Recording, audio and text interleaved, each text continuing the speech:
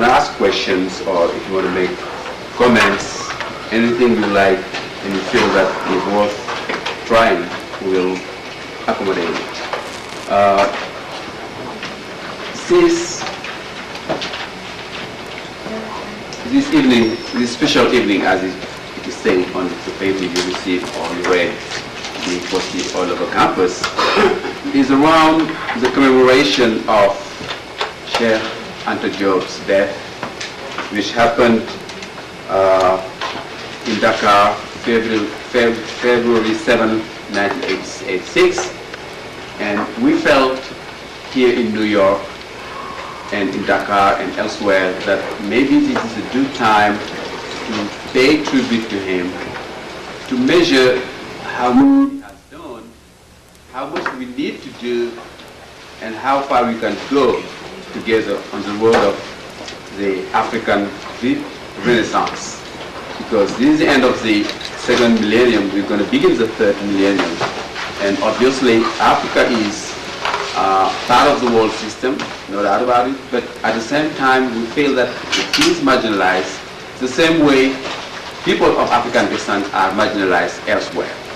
So we feel that this is an opportunity to address some of these issues and to see where we're going from now on. And in other way also, how to use what, among other people, what Professor Sheikh Anta Diop had done in terms of achievement for the renaissance of the black world. Tonight we were expecting Professor Obenga of the University of Brazzaville, and he is currently a visiting professor at Temple. But Temple is organizing something tonight, and they didn't want him to go away. I tried very hard to have him. This is at least the third time I tried to have Professor Obenga in New York, and most of the times he was having some other engagements through Temple. Obviously, Temple knows about his value and his stature. That's why they tried to use him so in such a way. I mean, and also in the right way. Anyway, we're going to do without him, but he promised, and I'm sure that in February, in January, the next celebration, he will be around, and then we will have, for some of you who never met him, you will have the opportunity to meet him and to interact with Professor Obenga. I would like to say a few words about Sheikh Anta Diop, whom I know as a historian and a senior colleague in Dakar. And he was born in 1923, and he died prematurely in 1986.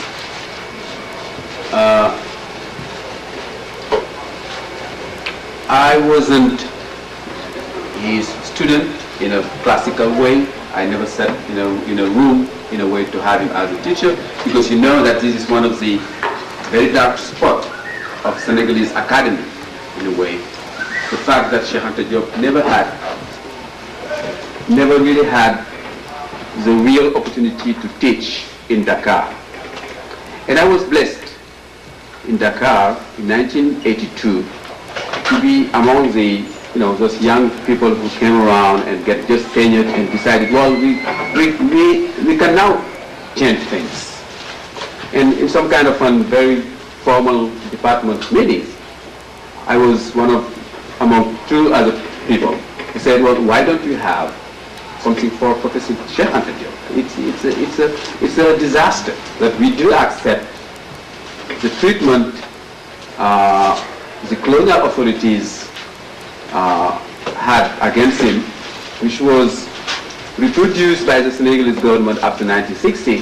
Now it's the 1980s. Why don't we start afresh? Why don't we do something new? And they just took me on my word, say, okay, why don't you try yourself to do something about it? So I was blessed to be the one who was some kind of a go-between between Sheikh Anta and the department, to have him to come back to the department to teach at a senior position and to have his doctoral program.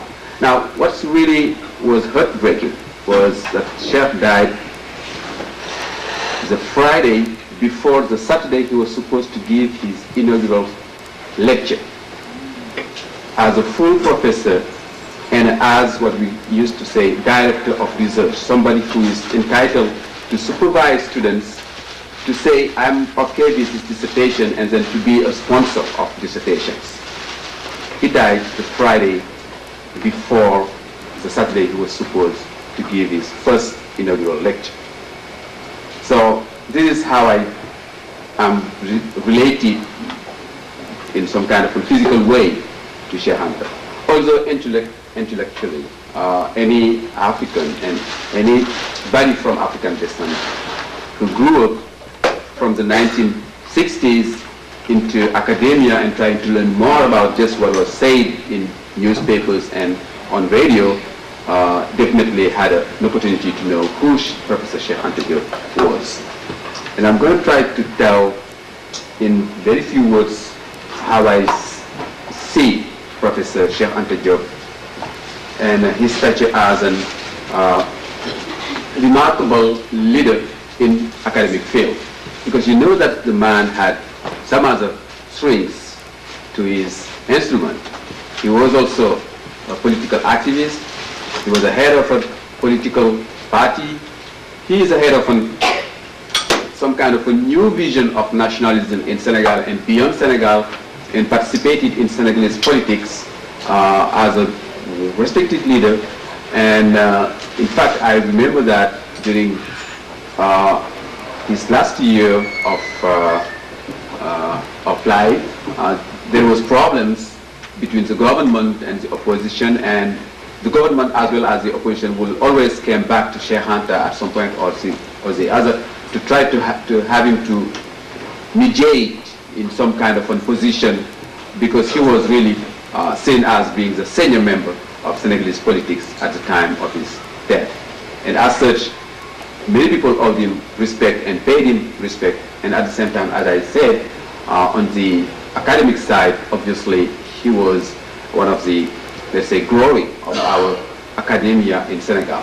And the fact that the university was named after Sheikh Anta Diop, the first university and the biggest university in Senegal, the University of Dakar, is now called Sheikh Anta Diop University. And at the same time, some other institutions like the well-known and famous Institut Fondamental d'Afrique Noire, which is the premier research institute on Africa from the Francophone side, let's say, is also named after Professor Sheikh Anta Diop, among other things. There is some other things which were named after him, and mainly the big street which is passing by the university campus, for those of you who know Dakar. So obviously, Dakar University felt that they lose somebody at the time. And but as I told you before, this was some kind of an irony, because the man was around for almost 20 years at some point and was never really allowed to teach in a proper way. And one of the arguments, of course, we know that the core of the argument was political, because he was in competition with Senghor for the leadership. And obviously, Senghor wouldn't let him to, could have exposure to young people. This was the main reason, of course, we know that. But beyond that, one of the technicalities which was always raised was, well, he is a professor of physics. He is already running a laboratory. So he cannot have teaching. I mean, this is a very curious situation when you have this university system say you cannot teach because you're the head of a laboratory, which is quite bizarre, because that's usually the other way around. You're required to teach because you are the head of the laboratory. But anyway, this is the way it has happened in my country, Senegal. Now, Sheikh Anta had a, let's say, basically in academic side, two-track, let's say, career. One is being a physicist and being one of the very few Africans trained in being able to use the most sophisticated techniques in the late 50s, the early 60s, to be able to use radiocarbon techniques, nuclear techniques, and so on in his laboratory to date fragments, to date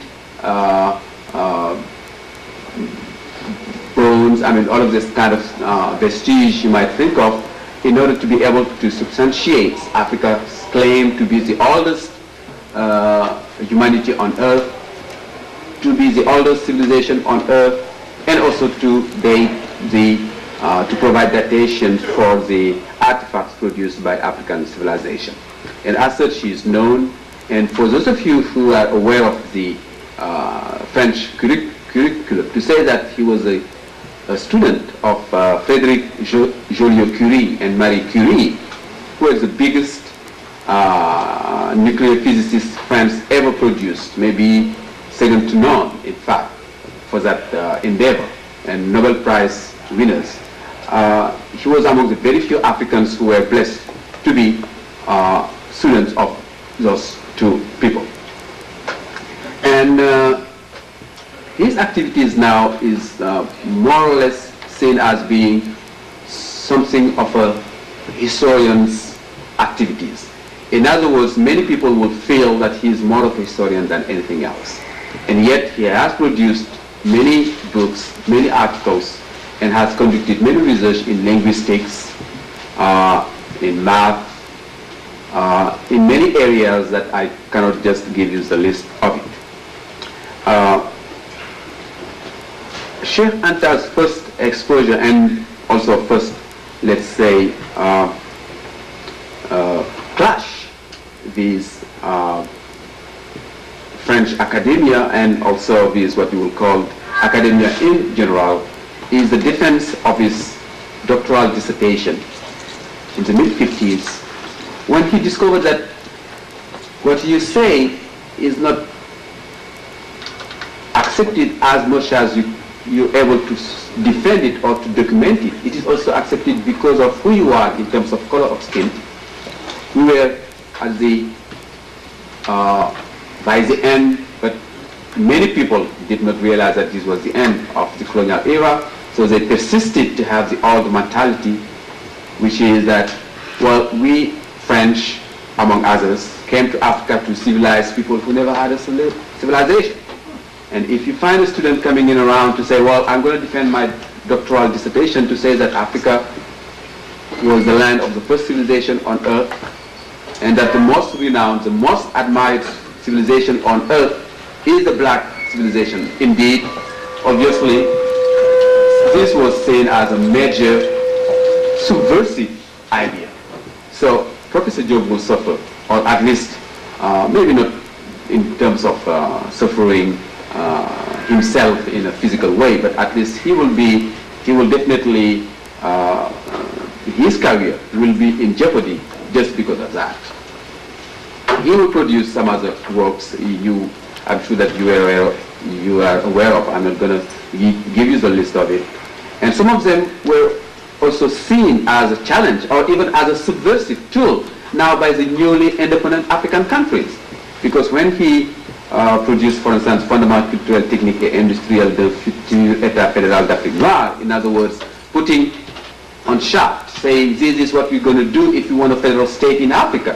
At a time in 1960, you speak about countries who want very much to be independent, to have their flag, to have their national anthem, to have some kind of representation in New York, Bangkok, or whatever. You come to them and you say, forget about your small country's autonomy or sovereignty. Let's put it, let's enhance it into some kind of federal state. It was subversion.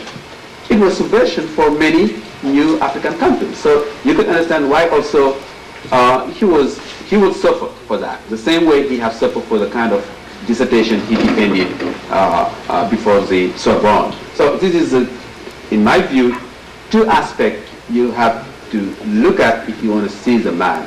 Because he never felt that his academic endeavor is limited by the classroom.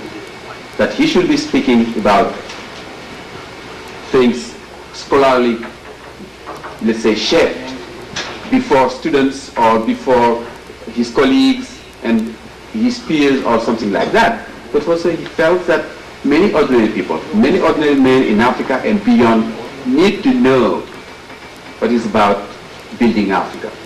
And building Africa is not something just for the future or for the present time. It is also to know where you're going to build Africa. What is the basis upon which you're going to build Africa?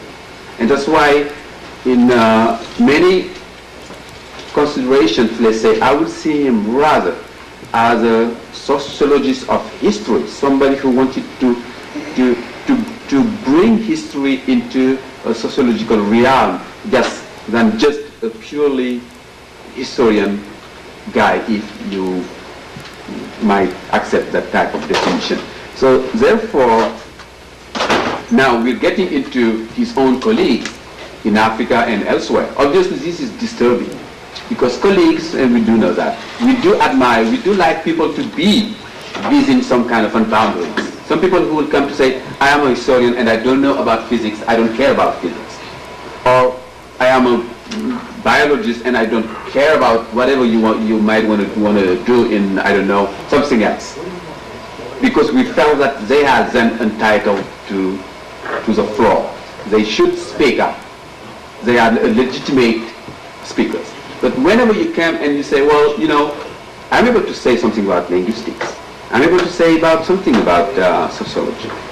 I'm able to say something about history, physics, and so on and so forth. People tend to say, well, he's really some kind of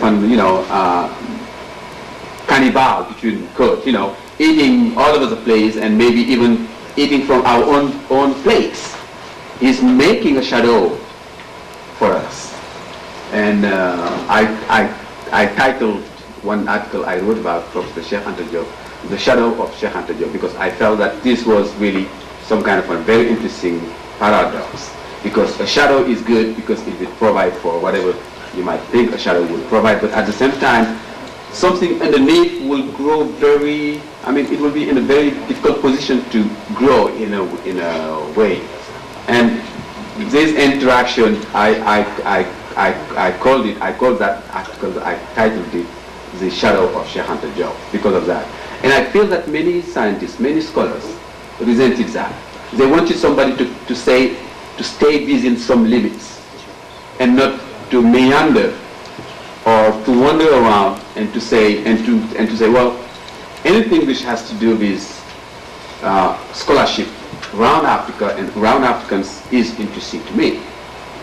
They wouldn't let you do that, and also because maybe Western academia is built on those boundaries that the students produced by the Western scholarship also agreed and accepted that type of division of thinking. Obviously, there was many opportunities for Cheikh Anta to have a public exposure and to make his idea clear, and not just for his colleague, as I said, but also beyond. Not only through his writings, but also through some conferences well known today, just to be known enough just to be referred by just allusion, you know, something like the Cairo conference or the Atlanta presentation or the Dakar debate. Those are three major events which took place in the early 80s and really put Cheikh Anta under the spot. Now, not just for scholars, but also for the general public. Because the idea was quite simple. Since the university and academia is not letting Cheikh Anta make his presentation in his case for a while, he will get it to the general public. He will get it to the public, to the audience who is able to listen, ready to listen, and maybe to make his own case before them, without having always to go into some kind of an underground system where he wasn't appreciated. And I was fortunate enough to be part of the organizers of the 1982 1982, 1983, Dakar, called Dakar Debates, which was also just the same kind of line. When at the history department we said, well, why don't we have this guy around? Why don't we give him the opportunity to have his doctoral seminar, to run a seminar and to be able to supervise people, as well as anyone else who had the same kind of credentials. One of the ideas was then why do we want to limit Sheikh Anta to this kind of realm, since he is also seen as being a thinker, somebody who is giving ideas to the general public. Why don't we give him some kind of general exposure? And as a general secretary, then I was the general secretary of the Senegalese Association of Historians, or of the Association of Senegalese Historians, right? Yes, the Senegalese Historians Associations. I was also part of the bill in terms of organizing the debates. Many people did not understand, because this was also in the wake of elections, and some people came with the idea that, oh, they want to whack him, so we're going to have to defend him. And some others came to those debates with the idea, oh, we're going to see him whacked, destroyed or something like that. While the idea was like that. The idea was quite simple. This is only one step we wanted to pursue. We had an agenda then. After Sheikh Anta, it would have been Abdoulaye. After Abdoulaye, it would have been Senghor. After Senghor, for those of you who know Senegalese politics and Senegalese academia, this is because people who are politicians and at the same time are academics. So we wanted to have those people to come once a year. One of them will come around, and for a week, for 3 days or a week, they will agree with some kind of format, and everyone will come around, will listen to them. They will be, instead of coming just to say, oh, you're the nice guy, you did everything which was possible to be done under the sun, but to have people coming in with some kind of a critical eye, and to say, why don't you address this kind of a problem? Or why did you take this position on this particular problem? Or I don't agree at all with your stand. And we wanted to do that because also we felt that we owe that to the Senegalese University in a very general way. But that first experience failed because of, as I said, political expectations. So we never were able to do it again.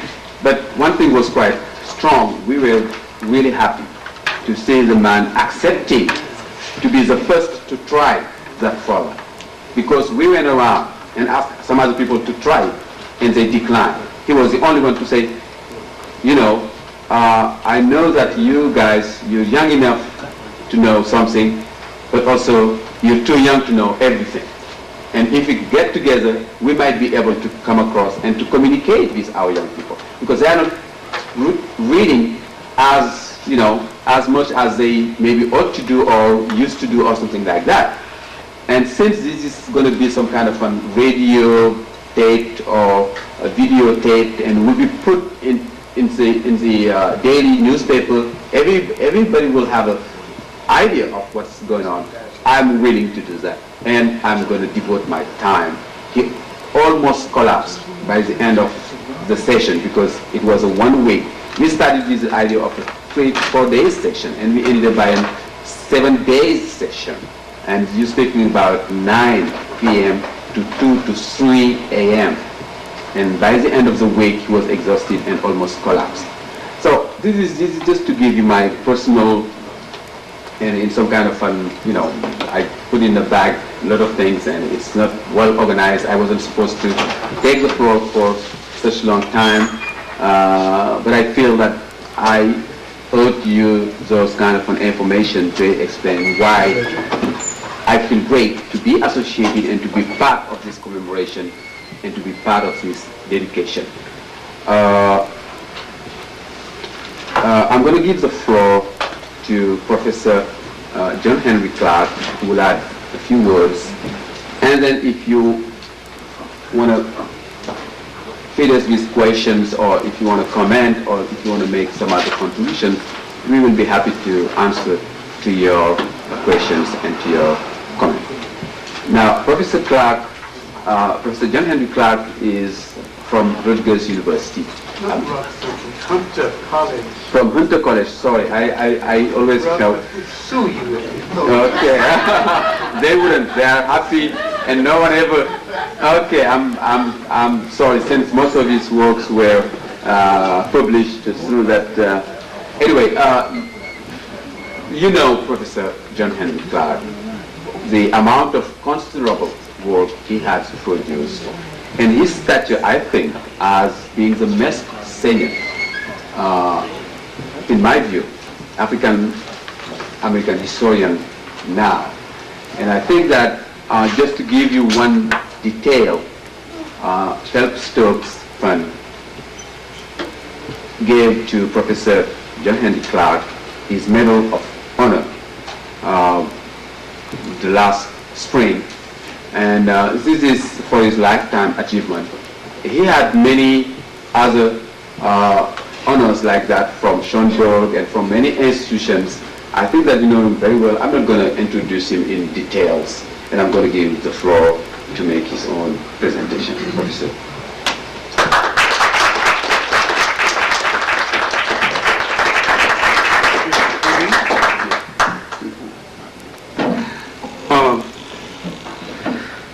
I'm appreciative of being here. The focus of my short discourse will be on Cheika Diop, my meeting with him, my 20-year relationship with him, my 7-year fight to get his books published in English in this country, and the success of that fight. I'd like to call your attention to the fact that we have not only shown proper appreciation for Cheika Diop as a thinker, we have not shown proper appreciation for the African mind as a thinking mechanism with something to contribute to all mankind, to the whole world. And we have forgotten that the first concept of humanity started in Africa, among African people. The greatest of all crimes beyond the Middle Passage, slavery, is the imprisonment of the mind, is to make people think what is not so. What happened to Cheika Diop is a crime. It should be listed as a crime in which his own people participated into rivalry, jealousy over European acceptance. Years after independence, we still knock at the door of our former oppressor, who's not as former as you think he is, asking for acceptance. And our true liberation will come when we look into a mirror and like what we see, when we value ourselves well enough to cater to ourselves. I'm going to come directly to Cheika Diop, but I want to look holistically at the African mind as a thinking mechanism with the capacity to change the world, with a capacity to challenge all the concepts of the world and put in place a more reasonable set of concepts that will be better for mankind to live. If you understand what I mean, you will also understand my repeated reminder that there is not an African nation in Africa that uses African tradition, African concepts of law, African concepts of morality. And you have to understand what made Egypt great and what made Egypt's parents, the Ethiopians, great. Right now, I've run afoul of your teachings. I said Ethiopia was the parent of Egypt, of the country that the Greeks called Egypt. The Ethiopians never called that country Ethiopia originally, and the Egyptians never called that country Egypt. That's too far afield, but I want to let you know that thinking is a natural thing among us, and there were years when we were more intelligent before foreigners, fakers, and fools interfered with our way of life. When we had professional thinkers, his job was just to think. You brought him his shoes, his sandals, his food. His job was to think for the people. And when you needed a problem solved, you came to him. His maintenance and respect was his salary. We lost this and became literal prostitutes to the values or the lack of values of the foreigners and the fakers and the fools. This is why we have imprisoned our mind by not accepting Africa's greatest contribution and not learning what made Egypt great and what made Ethiopia great. It's a simple thing, and yet it's a complicated thing. They became great because they had collective discipline and high morality. And for most of their existence, they had no word for jail because no one had ever gone to one. Now you see the damage of the foreigners and the fakers and the fools. And once you read Cheika and Diop's work and understand the nature of African societies before this interference, you will understand the nature of his great contribution. Then you have to go back and see the basis of our thinking and where somewhere in the march of life we reached a fork in the road and turned in the wrong direction. We lost our concept of African values. We lost track of the great 19th century African mentality. In Africa in the 19th century, when slavery was being transformed from that crude system into a more sophisticated system called colonialism, still another form of slavery, Africans presented resistance throughout that whole continent, throughout this whole century. And Winston Churchill has said, these Africans who never heard of a military school or wore a short store-bought shoe outgeneraled some of the finest minds of Europe.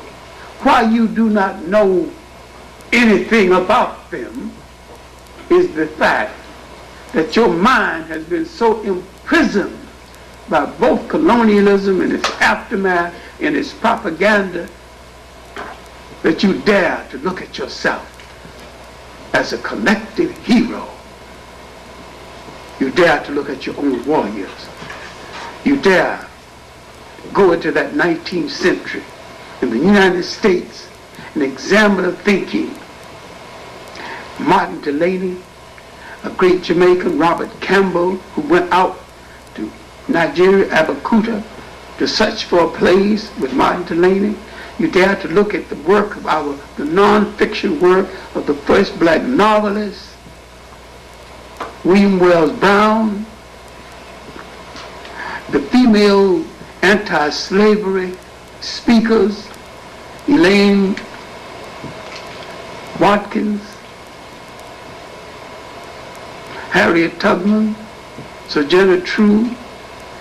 You dare to look at the finest single mind produced in the United States by black Americans in the 19th century, Frederick Douglass.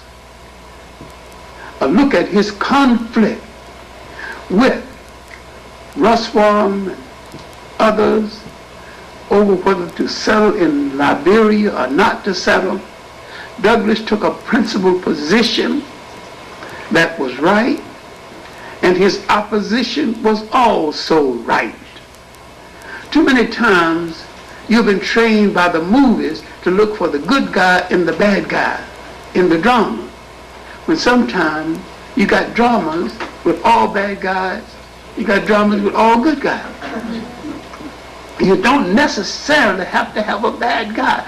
Douglass was not a bad guy because he opposed the African migration movement. He said that we had earned our right to stay in this country with our blood and our sweat and our death, and he was right. Delany and others, Campbell, Russwurm, said that the opening up of Liberia, the settlement of Liberia, gives us an opportunity to prove to the world we once ruled great states and could do it again, and they were right. So we're not dealing with right or wrong here. We deal with two rights in conflict. And your American movie mind won't let you deal with two rights in conflict, because you still haven't dealt with the two rights in conflict in relationship to W.E.B. Du Bois and Booker T. Washington, where both of them were right then, both of them were right now. Yes, sir. Yes, sir. We did not need to divide, say, Booker T. Washington or W.E.B. Du Bois. We needed Booker T. Washington and W.E.B. Du Bois. Both of them had something to contribute to our own salvation as a people. Then you need to look at the end of that 19th century, when Africans began to send forth great thinkers. You need to look at the life of Edmund Blyden and look at his inaugural address on liberal education, Liberia College, 1881. And look at the Caribbean thinkers, Blyden, others that followed Blyden. Blyden was from the Danish West Indies at the time. And understand that great thinking, great challenges, opening up questions not new to us.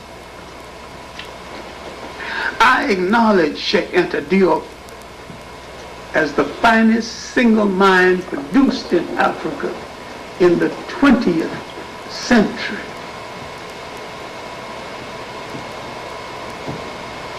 He came from a great antecedents.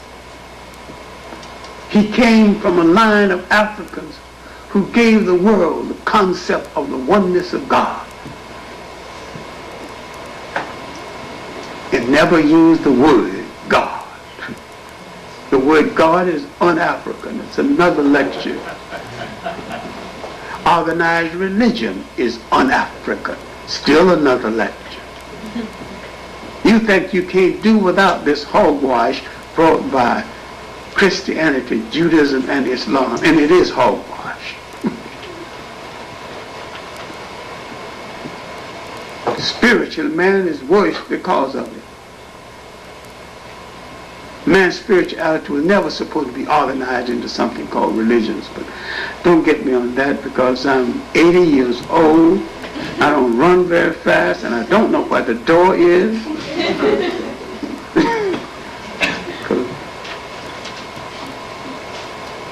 Because I think most black people are ex-Baptists who got lost on their way home anyway.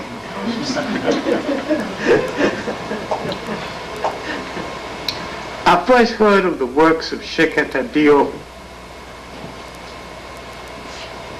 at the first World African Writers Conference.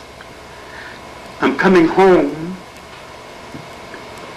from my first extended trip to Africa, 1958. Cheika Diop has participated in that first Congress, and the proceedings are in Paris. Also in Paris was René Morin, an African who was once the governor of French Equatorial Africa and who wrote a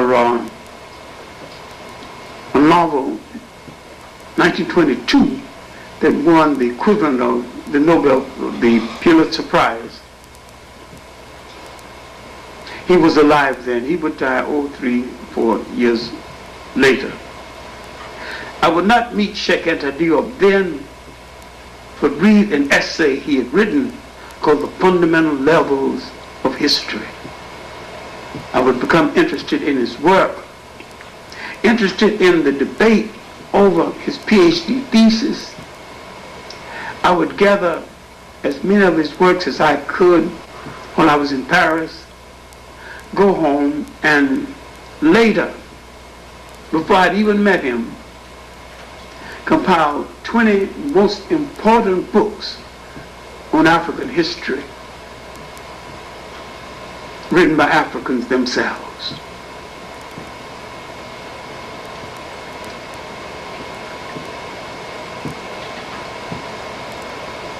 One of the books that he wrote for a PhD thesis that was turned down was in that collection. Around 67-ish, or thereabout, the first the second Congress of Africanists was held in Dakar. They had second-rate white participants. Some of the black participants weren't the best they could have chosen. Cheika Diop's laboratory was 300 yards from the hall where the lecture was being held, and he wasn't invited. And his work had already contradicted the works of some of the white writers. Buba Hama of Niger was alive then. And finally, he became chairman of one of the panels and began to invite the African speakers to the podium. And we played a game of using, if you're going to allow me 5 minutes, I'll speak 3 minutes or 4 minutes to say that that is not all I have to say, but I will relinquish my time to my distinguished colleague and name another black speaker. Till they had nothing but black speakers, one after the other, all evening, because none of them would yield the floor. And we took over the conference. We took it over. About the second day, one of the persons who had been secretary to Catherine Dunham, Jeanette Stovall, who was translating the French into English. And I don't speak French very well, but when you mispronounce it, misinterpret it, I can catch it, because I know the sounds well enough. I said, Jeanette, do you translate all that garbage? He said, no, man. When they say garbage in French, I translate it in English and leave out the garbage. I said, could you, during your lunch hour, take me over to see Cheika at Diop? We walked to his laboratory and I greeted him. I had corresponded with him and he was happy. Then he sat me down and told me he had several books that I had not read. And he gave it to me. He gave me these books and his son over to pick up the books. And that began our friendship. I came back to America determined to bring his books to the attention of a black audience in America. It took me 7 years. Then finally, a publisher that had made quite a bit of money on one of my books that I objected to, not because of anything other than the title. It's called American Negro Short Stories. I said, I object to the word Negro being a title in any book I wrote or edited. He said, well, you did sign the contract without noticing this, and you're bound by the contract. He said, but this is a more commercial title, and you're going to laugh all the way to the bank. For the next 4 years, I made approximately $7,000 a year on that single book. I made well over $50,000 on the book before it began to slow down. Then I revised it and brought it out again under the title that I wanted, Black American Short Stories, a Century of the Best. But the important thing here is that one of the partners, Hill and Wing, went from his own company. I figured they made enough money on me and they owe me one. So I pressed Hill, see if he would publish one of Cheika's books. And he wasn't in a position to say no. He didn't know which one he wanted to publish. When I took it up with Cheika, Cheika said, well, I'm dissatisfied with this. I got to rewrite this. I got to do this. So what Cheika did was to take the best chapters from his already published books and to make a separate book, separate bibliography called African Origins of Civilization, Myth or Reality. The book sold well in the African American community, and it is still selling. Mercer Cook, who had been ambassador to Senegal, translated, who taught French at Howard, and who was a friend of Cheika's, did an excellent translation. And the book became popular now. Hill now would publish Black Africa, the Politics of a Federated State. That little book was and still is a monumental message that Africans still miss. Otherwise, Africa wouldn't be dominated by the World Bank and the International Monetary Fund, and Africa would not be recolonialized as it is. They're not a true independent state in Africa.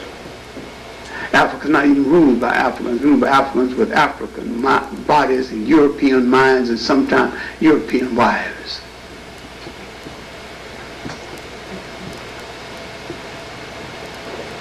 But in this little book, and you do well to read it well, because he wrote this book at a time measured against now is one of the finest pieces of prophecy about Africa that Africans still don't appreciate. He said the riverbanks of Africa Now the Niger, the Limpopo, the Congo can raise enough food to feed Africa and Europe. That Africa was the prize they wanted to conquer. If they don't conquer it, they want to disrupt it to the point where the African will turn inward on himself. And that has already happened. To the point where people are now writing articles advocating European recolonization of Africa. Because the African, miseducated in the West, fighting over the crumbs of power, has turned on the African. You don't have an African head of state in Africa worth being called leader. Not one, nobody, not even among the Arabs, another bunch of colonial parasites, but that's another lecture too. And I need some protection from a whole lot of people if I deliver that, especially Ali Mazaruni. I need protection from the Muslims who talk a lot about something they don't know a damn thing about. I met Muslim scholars who were Muslim, but not scholars who were who knew scholarship on the religion, because nearly all the religions in Africa were imposed on Africa by conquerors. There's nothing sacred about any of it. And Africa's belief systems, indigenous, was good enough. Now, I don't want to prolong this too much because I want some dialogue. Because if you have no dialogue with the students or the audience, you haven't said anything anyway. I want you to dare to doubt, dare to challenge, dare to say, I don't believe that. Because most of my life I've been a teacher, and I know one thing. You have to open up your mind to say, I don't believe that. And once you open up your mind, I'll put something in it you can't take out.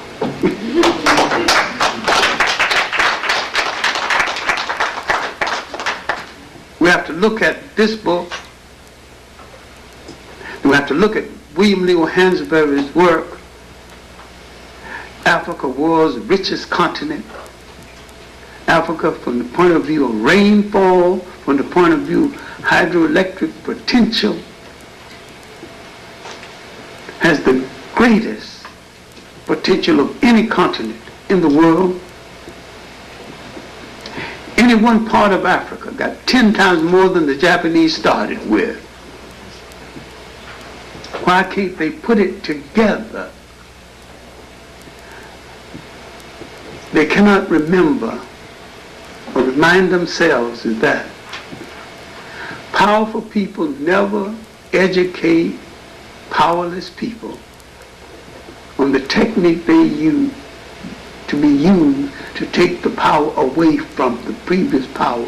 So they disrupt, they set Africa up to fall apart. The tragedy in Uganda was not African, it was French. The tragedy in the Congo is Belgium, American, French, and English. British propaganda would make German propaganda under Hitler look like a Sunday school lesson. They're so effective. 30 years after they have left the Caribbean island, Caribbean people are still divided among themselves on color lines, class lines, the same line the British instilled in their minds. And still thinking of England as a motherland. When they go there, the British tells them something different when they go there to live. But Cheika Diop is more significant. I want to point out the importance of, in other words, the cultural unity of black Africans. His section, which is take up about 1/3 of the book, on the origin of the matrilineal, should be compulsory reading. May this fortunate or unfortunate faith will not ever bless me with dictatorial power. I'd make everybody read a book before they have breakfast. And there are certain people I would execute before they had their breakfast while they're watching me have mine.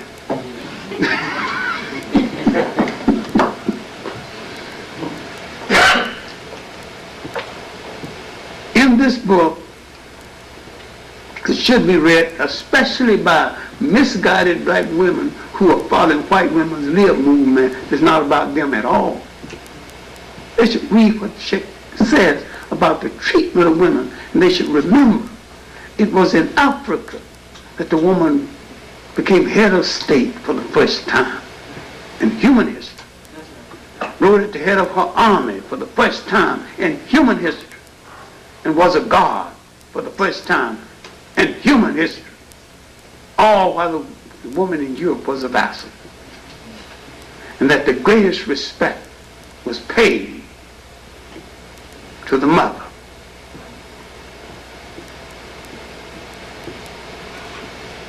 Now you come down here, you debate, and you let a faker lead people to Washington. One of the guys, we got to atone.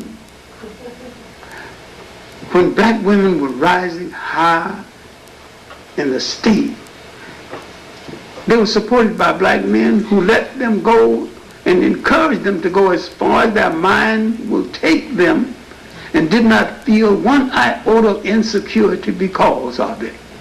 The European has made you feel insecure with women because he's insecure with women. We came out of a society where women were not feared, but respected. If you don't know your history, you don't know this. We need to point to the last work published before Cheika died, Civilization or Barbarism. Because in this work, Cheika was saying, no more maybe, no more perhaps, this is the story. That is his magnum opus, his final great work that sums up the conclusions of a great career. I'm very pleased to have known him personally over a 20-year period. He was pressured by the government. I used to go to Dakar often, and we would meet in a hotel that used to be the leading hotel in Dakar years ago before they built the big ones, the Quarter Sud, Novotel, and other little hotel called, well, not little, but these Quarter Sud was the hotel before they built the Taringa and all the others. And Cheika would enter from the back. He used to sit in the back beyond the bar. That was kind of a semi-darkened area because he didn't want to get me in trouble by letting the government know that I associated with him. What a tragedy that I had to duck and hide to see him as though I was a married man visiting a mistress. And to some extent, he was a colleague and a friend. He was going to come to America for a Nile Valley conference. Something happened, he didn't come. Something happened with the airplane, and he thought the science wasn't right. That a great scientific mind like Cheika Anta Diop has some respect for African traditions, science. He grew up in a Muslim-dominated community, and he had respect for their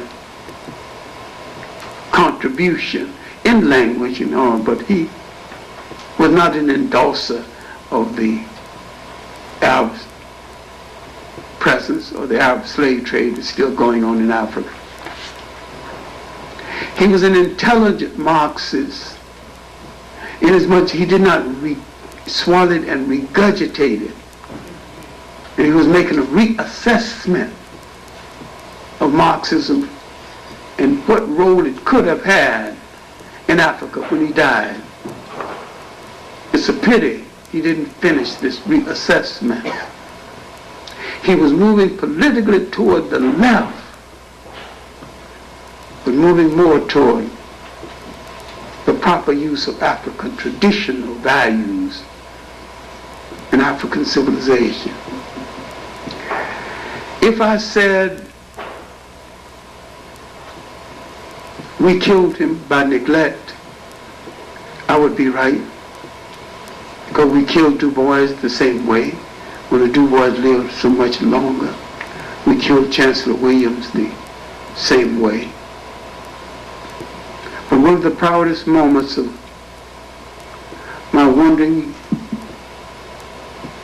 over the world where African people live was my meeting with Cheika Diop, my writing an introduction to some of his books published in America, and the fact that the two of us called each other friend.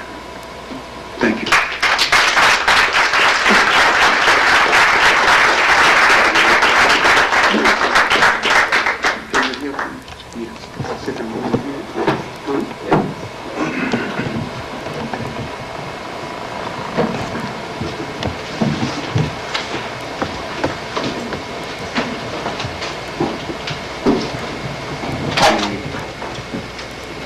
Question.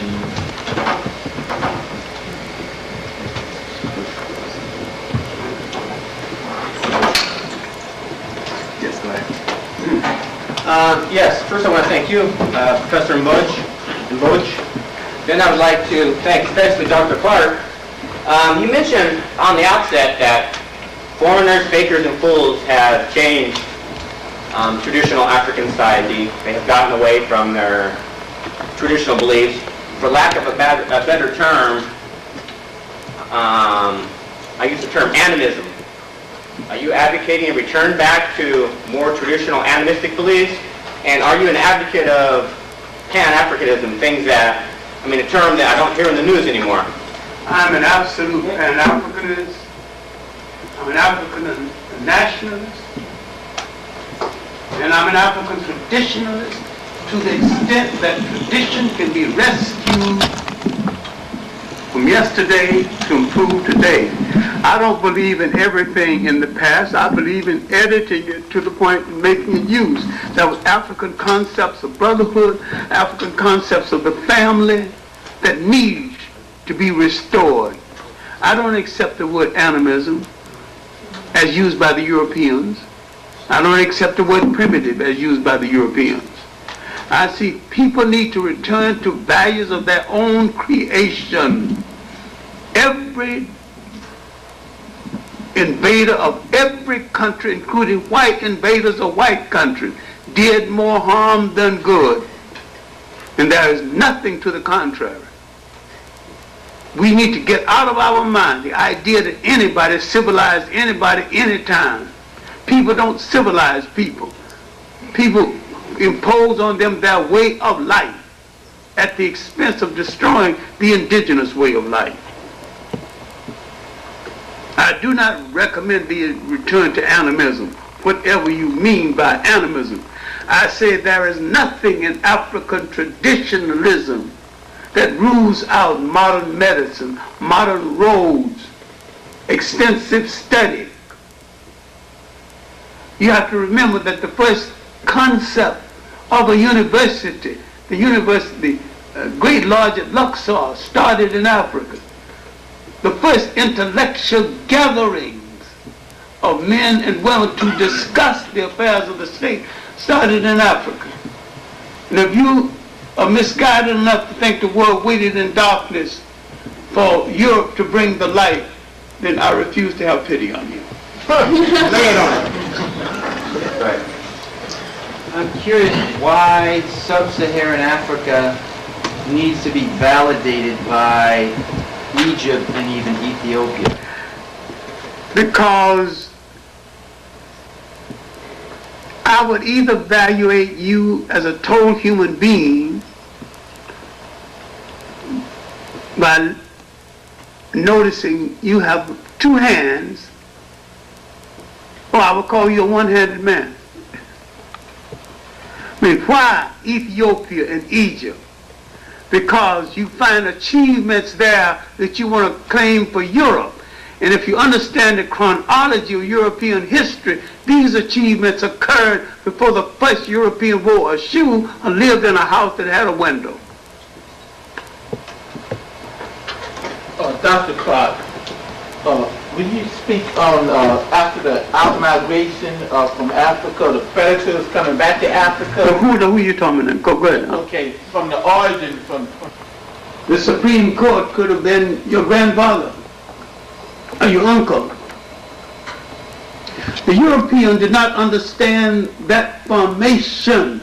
So what he cannot understand, he will destroy or ridicule, because he's insecure in the face of civilization he did not create and cannot understand. And he must use the word primitive. Just like Marx was silly enough to use the word primitive communism. What the hell are you talking about primitive communism? You had communism and communal societies throughout the world before there was a Europe. See, Europeans formalized and dogmatized something thinking it began with them. And there are some pseudo-black scholars coward enough to accept it. I don't belong among them. I have a follow-up. Dr. Clark, there's a new book out by Dr. Obinga, Speak of an African Philosopher in World History. And in that book, he deals with the linguistic factor or the connection of different languages throughout Africa, from the ancient society of Ethiopia, Kemet, all those different societies, how they're connected. And since those languages are connected, it comes to origin that all these people that was that came back to Africa after the out-migration, that they came back and they just don't quite get it. It's almost like today, and you see the video with the Martin King or something, somebody getting the hell beat out of them, but they just can't see it with their mind eyes. It's the same problem that's been going on for a few thousand years, and Dr. Obinga goes through that in this new book on the lost tradition. I'm familiar with Dr. Obinga's book. In fact, I'm trying to find a proper publisher for it right now. And now, if you read Sheikh Anta Diop's The Culture Unity of Africa, and read a book by Father Temple called Bantu Philosophy, you would understand it. He said, if you want to understand the ancient Egyptian thought, study the Bantu. Now, we know that the word Bantu is not African. A European asked an African, what are you? And the African did not understand his language, because the European and the African answered, I'm a man, Bantu. And so he wrote down here, now discover the Bantu people, most numerous, certain physical traits. There's no such thing as a Bantu. The food didn't understand. He said, I'm a man. I mean, he said, the European mean, what tribe you belong to? The African wanted, he said, what are you? So Africa told him what he was. He said, he is a man. Bantu. Man. Mantu, the mood of a man. The European don't try to understand. He's got a sick ego. He tried to pray that the world waited in darkness for him to bring the light. When are you going to look at the chronology of history? The first glimmer of European intelligence was a piece of folklore called the Odyssey in the Iliad.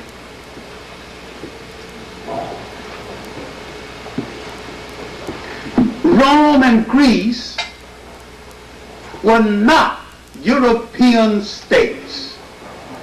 They were Mediterranean African states. There were no European states at the time.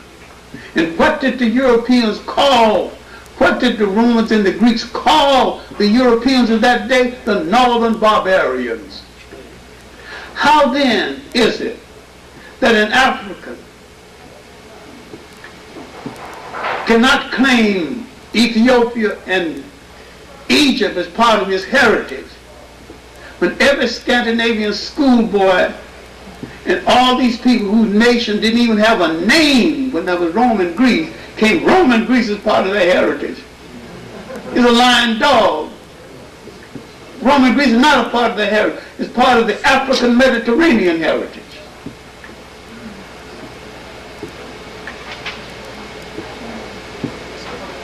Dr. Clark, today the Europeans and the European Americans have a powerful system of control set up in Africa, economically. Except over the world. Over the world. Okay, but they got a powerful one set And up now in it's Africa. computerized. Okay. So now, we're getting ready to go into the 21st century, okay? Now, as Africans can't break that control, that stranglehold on Africa, what are we going to do? And then how are we going to break that control? Well, I've been advocating it for years and people thought I was out of my mind. We can create a great industry in Africa, but Africa said, I will wear no clothes I don't make. We're not buying European clothes anymore. I eat the food my geography produced. Now we're no longer dependent on Europe for food because Africa produced the food. I will buy nothing from Europe that's not obtainable within Africa itself. Now Africa got a great internal trade. Now I will participate in a highway system that will connect Africa with Africa. No matter how you cut it, every time you come back to it, you got a pan-African nationalist answer, or you got no answer at all.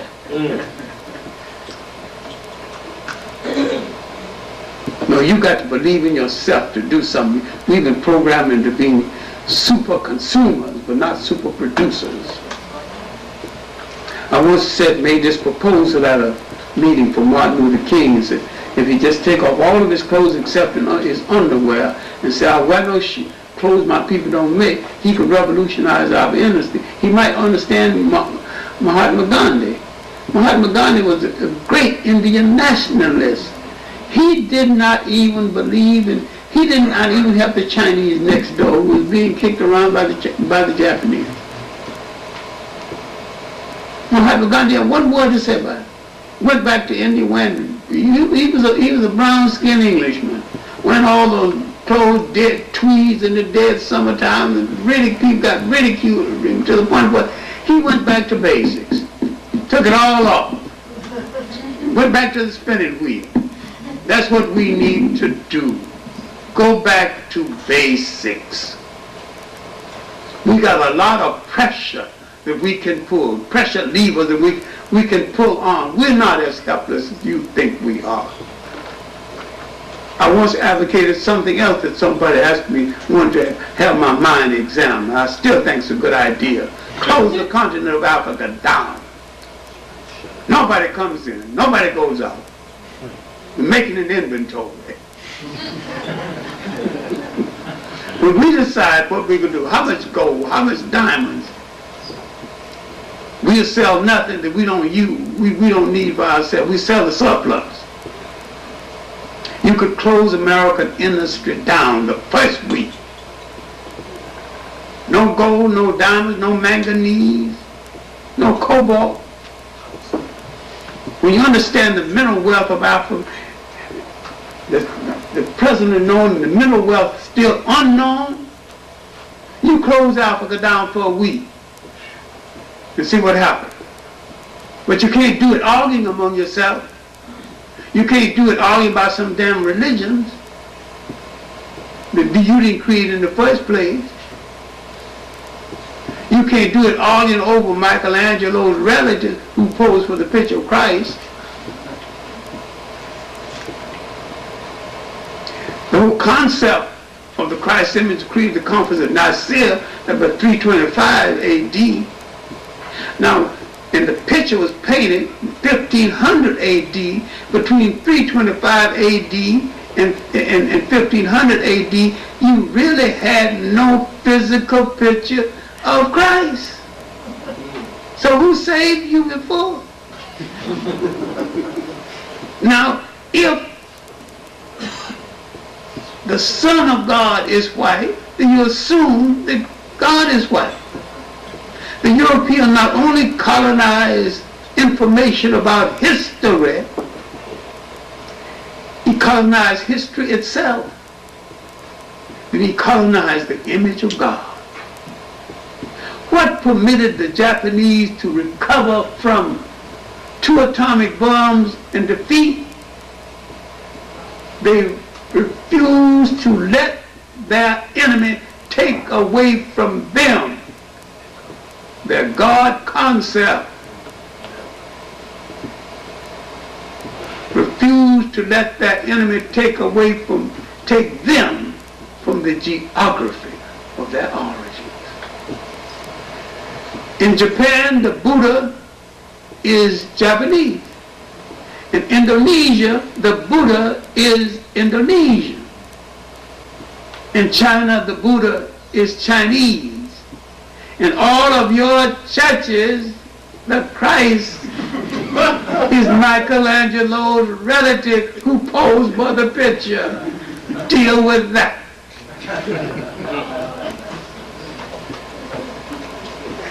I just wanted to mention something, ask Dr. Clark what to think about it.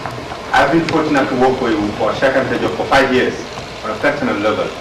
But when I came to the United States, what I realized is that no one as an activist, a political activist. He created 3 political parties, he went to jail, and that's for that same reason that he's never given a tenure at the university, because Senghor used to say we cannot do it by ourselves because we need the blood of the Europeans, what he called the cornerstone of his theory, the symbiote, how do you call it, the métissage culturel. We have to have that to be able to think rationally as a black. And second, used to say no. As a young activist, we used to challenge him, telling it's too late to go back to Egypt, it's too late to do this. And he says, with all our wealth, as long as we don't have our self-esteem, knowing who we are, we'll never be able to use our wealth. So, and I've just heard Dr. Clark saying that if you don't know your history, you will not know theirs. Doesn't he think that it's useful to help with introducing Cheika again as an activist, as a politician in Africa? Well, you have to deal with certain physical types produced by colonialism. In this country, you have a bunch of, cowards who wants to be, look, if you want to be like your oppressor so much, you are no value to your people. Now, when you look at Leopold Senghor, some of his work I admire, but if he say Africa's emotion,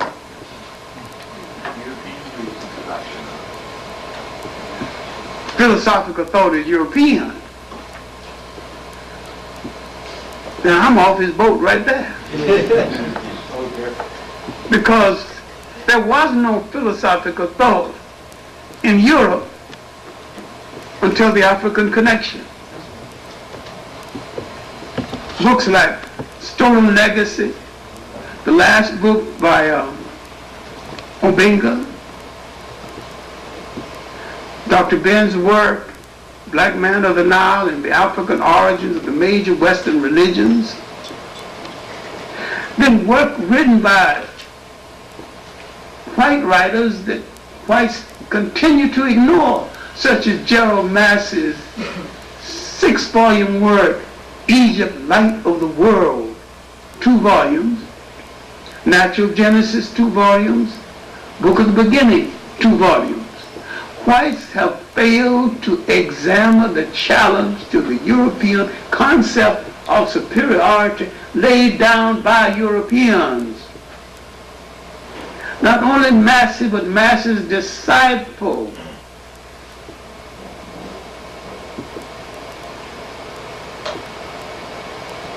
that his American disciple, Alvin Boyd Kuhn, who wrote several books, what rereading today, because not only ahead of that time, ahead of this time, one called Who is This King of Glory? Another one, Shadow of the Third Century. Another one, The Lost Christianity. And John Jackson's last book, one of the finest books written on the background of Christianity by a black person, Christianity Before Christ. Even the concept of Christianity that existed in the world long before someone formalized it and dogmatized it around a character called Jesus Christ.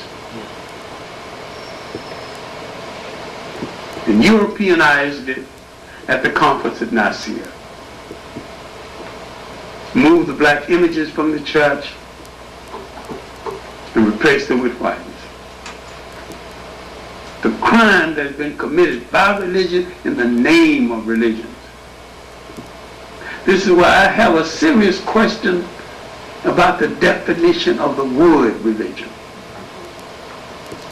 I don't know a single form of organized religion that hadn't participated in some form of slavery and servitude to people. Feudalism in Europe was a form of slavery. You can call it anything you want, you can put it up as much as you want. It was a form of slavery. The Arabs were in the slave trade before Islam, they're still in the slave trade. In spite of all the denial, I'm just stumbling over documents. I took this up with Professor Bernard Lewis, who's an English professor, been at Princeton the last 21 years now, recently retired. And he mentioned a bit of history that I had forgotten and didn't care too much about. I was in London in Caribbean community. We wanted to hold a meeting. They couldn't find a place for the meeting. They realized that Parliament was not in session and holding the House of Parliament. And so we held it in the House of Parliament, and I sat in Winston Churchill's old chair. Now, when people built a damn empire, you can't make a comfortable chair for the Prime Minister. I was telling Professor Lewis this. He said, there was a man named Chippendale, who was the father of modern great furniture. He was an Englishman. So that means we can make a decent chair if we care to make one. The main thing he called attention to his works on the Arabs and the slave trade, and he sent me debates from the House of Lords, 1960, on slavery in Africa and Arabia. For somebody to deny that the Arabs and Islam had not been in the slave trade is to deny all those documents that I'm stumbling over in my study, getting new ones every day. Picked up a PhD thesis by a person from the Sudan, Dr. Lang, on slavery in the Sudan. I know a pro-Arab Sudanese who speaks good Arabic and was editor of the Sudan Notes and Records. He's pro-Arabic, yet when he wrote his PhD thesis, he wrote a leading chapter on slavery in the Sudan. I read a book called Nubia, Corridor to Africa. And there's some information on the Bach Treaty. Less than 20 years after the Arabs entered Africa, they imposed a treaty on the Sudan, in which the Sudan had to deliver 360 slaves a year. And they declared war when they couldn't. For somebody to say there's been no slave in the Sudan is beyond me. And I don't even argue. And I could give them a list of my documents. But this is far afield from the question, but it needs to be said that if you teach for a living, you've got to be acquainted with information that proves your point. You cannot be ridiculous in the classroom, not even a little while, especially if you're black. Because whites can get in the classroom, proclaim all things they can't prove, but after all, they control the power structure, the promotion structure, everything else, you know. I wrote an article called The Myth of Black Anti-Semitism, and I proved my point, proved it well. And all these organizations asked that I be fired. The president said it was academic freedom. And besides, I've got all my documents together, and so why not argue with his documents? They kept arguing here and there, and they couldn't disprove nothing, a single thing I said, because most of the documents came from them, including Jewish documents, Jewish scholars. Finally, I come up with, after 3 years, you're supposed to wait 5 years to be considered for promotion at the time, to be promoted for full professor tenure. The committee was 100% Jewish. I got it on the first ballot, you know. Well, they might have hated my guts. They knew one damn thing. If they turn me down for tenure, they have a hard time putting lesser professors up for tenure without explaining why they turned me down. That's spark to you. Let me say, we'll take another question from the ladies, if you don't mind. That question is generally sharp. From the ladies. They've been a little too solid tonight. Okay, from the back. Thank you, Professor Lloyd. Thanks, Dr. Clark, for this lecture on Dr. Cheika and Diop. I like to express my feelings tonight, my emotion, as a follower of Dr. Cheika and Diop from 1976. He's still dead in Senegal.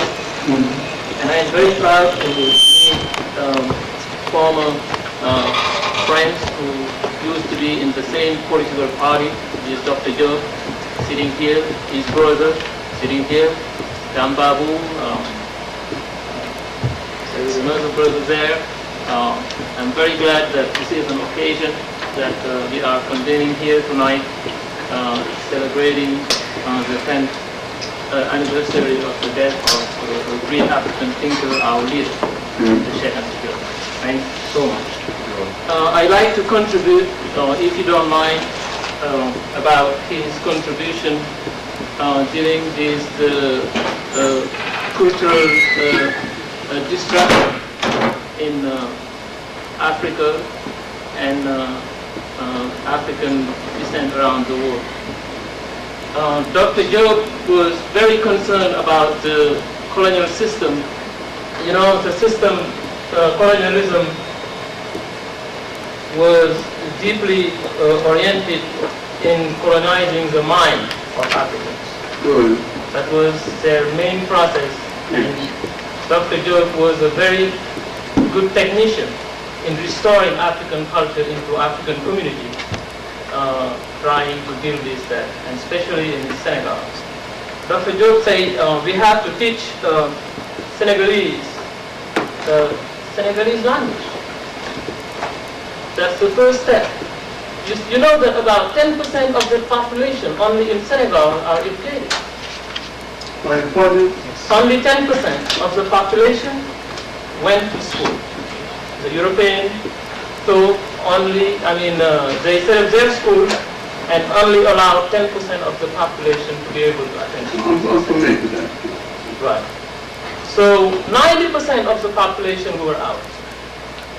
So how come out of 10% of the population who are going to be the leaders, because those are the people who know how to read, how to write, how to speak French. So obviously, learning the French system, they were allowed and they are still allowed to work in the system, which is set by French even though they say that the country is independent.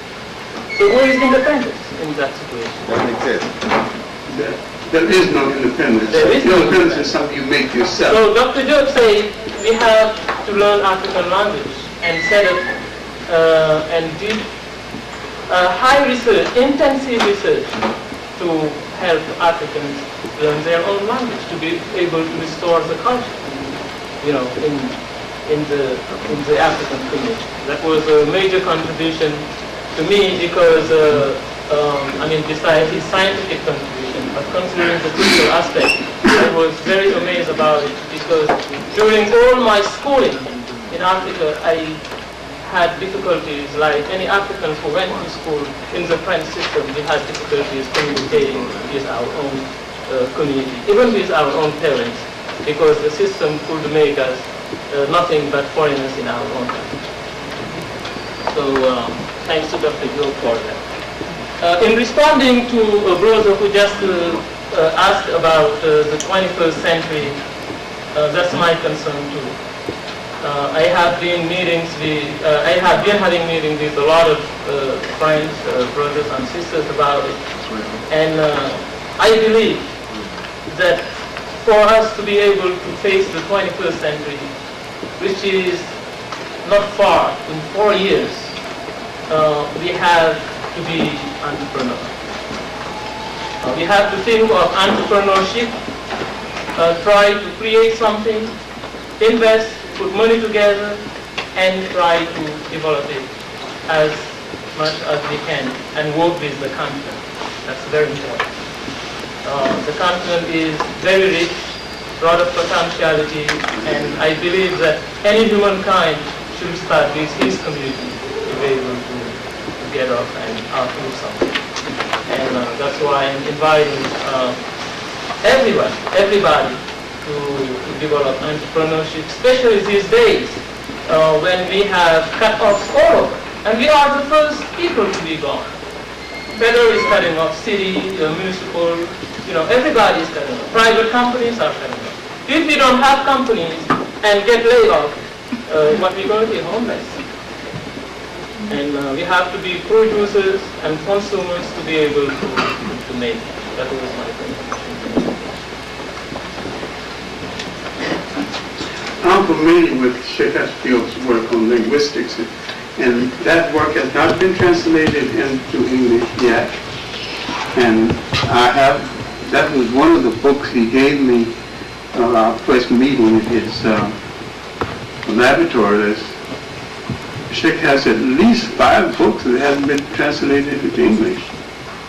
And I believe in the restoration of not only African language, but the full restoration of African cultures and customs. And we've lost too much that belonged to us. I can remember that my father grabbed me by the ear and drugged me home and gave me the beating of my life. And I kept asking what was it for. And he said, you passed by that old lady and didn't say excuse me, and had not even said good morning. Disrespect to old people in this family is not a negotiable item. You do not get punished the second time. You get punished the first time. Now, we came to this country with some great respect for old people. You can measure the culture and the civilization of a people by what extent they are civil to the very old, the very young, the sick, and the needy. In spite of slavery, we had not lost that. And yet in the civil rights movement, in the aftermath of the civil rights movement, when we used the wrong phraseology, we was asking for the wrong thing. We should never ask for integration. We should ask for desegregation and justice. But the NACP got us into a syndrome. We didn't get out of it. We kept trying to be most unlike ourselves. And as Blyden said in his inaugural address, Liberia College, 1881, we feed grist into other people's mills. And nothing comes out except what has been put in.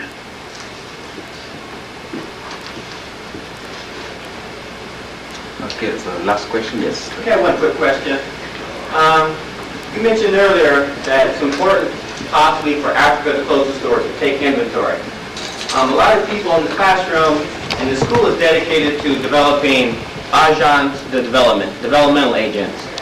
And across the board, it seems like on all indices of development, how it's measured, Africa has slipped. And it has slipped for the last 30 years.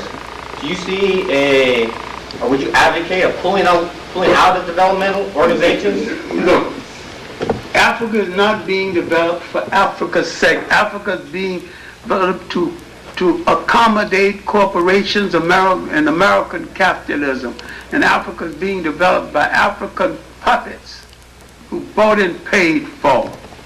What I'm saying would still be valuable. Still, close the damn door down and take an inventory of yourself. Now, during the years when America was allegedly boycotting China, they had almost a 20-year period when it wasn't recognized in the United Nations. They weren't recognized in the diplomatic service of the world. But during that 20 years, the Chinese got them with the Chinese and pulled themselves together. When they finally came out from behind that closed door, they had some strength that was more than tantamount to world power. It was world power. Think about it. Think about it. What was they doing that 20 years? Africa need to think about it. Pull off some of the European clothes. African clothes are cheaper and more comfortable too. And they need to understand something else that might offend you.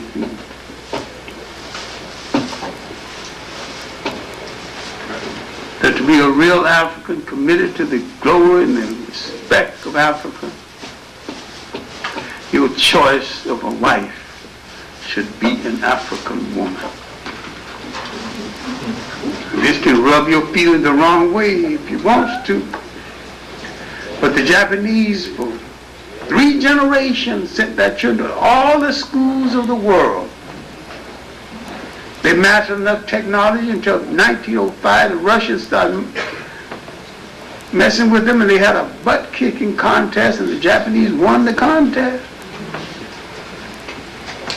Of all the things the Japanese brought home, there's no record of a single Japanese bringing home a non-Japanese wife. Think about it.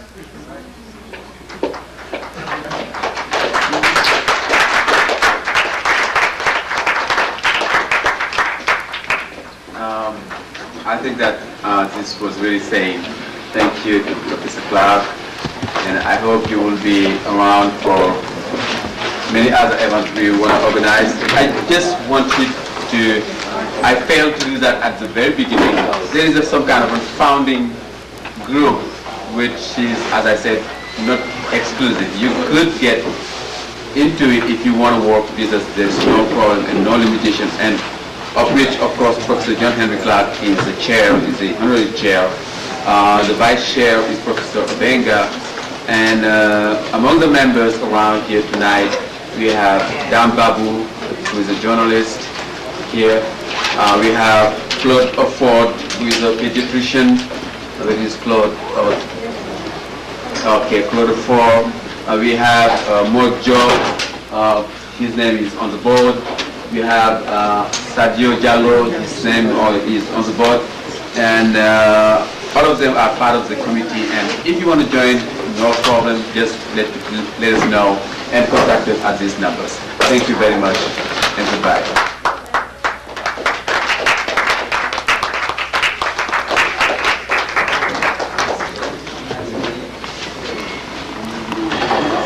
Have your questions?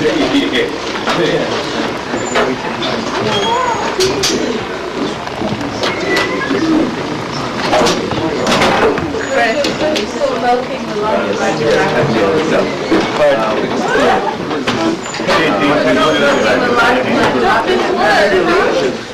So you're taking that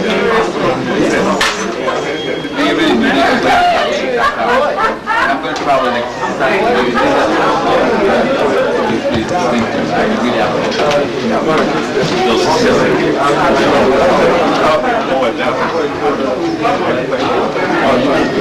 it.